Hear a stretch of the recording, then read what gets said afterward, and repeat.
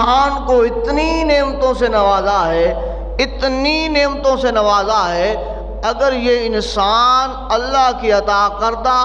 نعمتوں میں سے ایک نعمت کا شکر ادا کرنے کے لیے بیٹھ جائے تو فرمایا دن گزر جائیں، راتیں گزر جائیں، ہفتے گزر جائیں، مہینے گزر جائیں، گھنٹے گزر جائیں، سالہ سال گزر جائیں، بلکہ زندگی گزر جائے اللہ کا شکر ادا کرتے کرتے کرتے، تو فرمایا پھر بھی اس رب العزت کا ایک عطا کردہ انعام جو ہے، ایک عطا کردی جو نعمت ہے، اس کا صحیح معنی ہے جو انسان شکر ادا نہیں کر پاتا۔ اس قدر اللہ رب العزت کا شکر ادا کرنا چاہیے۔ اب اگر زبان لے لیجئے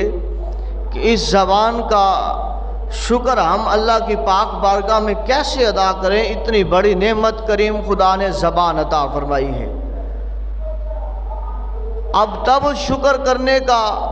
دل زیادہ بنے گا جب ہم دیکھیں گے کوئی زبان سے محروم ہے، وہ بول نہیں سکتا، اشاروں سے بات کرتا ہے، وہ بولنے کی طاقت نہیں رکھتا،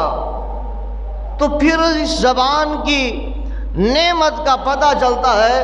کہ اللہ تیرا شکر ہے کہ تو نے یہ زبان عطا فرمائی ہے کہ ہم اس زبان سے اللہ تیرا بھی نام لیتے ہیں، تیرے محبوب محمد پر درود و سلام بھی پڑھتے ہیں، تیرا قرآن بھی پڑھتے ہیں، تیرے محبوب کا فرمان بھی پڑھتے ہیں۔ یہ تب ہوگا جب اس زبان کے ساتھ ہم اس رب العزت کا شکر ادا کریں گے، پھر قرآن کریم خدا اس زبان میں چاشنی مٹھاس اتنی عطا فرمائے گا، اتنی عطا فرمائے گا، اس زبان کے ساتھ بولنا ہم نے ہے اور اس کو پورا کرنا اس کریم خدا نے ہے۔ اب دیکھ لیجئے جب حضرت موسیٰ علیہ نبی جینا علیہ السلام اس شخص کے پاس جاتے ہیں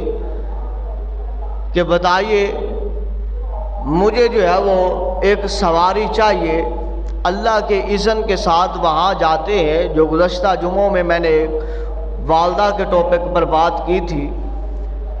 تو وہ جب حضرت موسیٰ علیہ السلام اس شخص کے پاس جاتے ہیں، وہ شخص اس بادل کی طرف دیکھتا ہے اور اس بادل کو بلاتا ہے، اے بادل آ اور اس کریم کی سواری بن جا، تو وہ بادل زمین پر آتا ہے اور سواری بن جاتا ہے کلیم اللہ نبی کی۔ تو یہ کس طرح ہوا؟ اس زبان کے ساتھ وہ بولا ہے،